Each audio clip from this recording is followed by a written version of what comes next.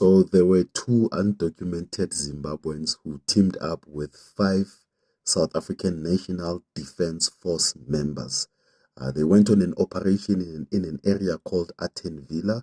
I believe Uguti, those two Zimbabweans, they were showing these ones Uguti, where do these people keep the illicit cigarettes that they smuggle within the borders of South Africa.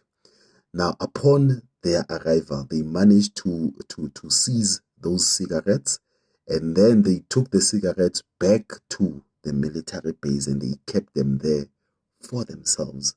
And unfortunately, those cigarettes were later discovered by some of the military members, and then it was reported and a case was opened. So a case of Vulewe, it's a case of corruption. So as we speak, those five South African National Defence Force members are behind bars. Umsebenzi uphelile, just like that. Now, it got me thinking, the SANDF or the SAPS, are they involved in such businesses because they are not paid well? Or is it just greed nje? Like yonke into bayazifunela, it's only greed.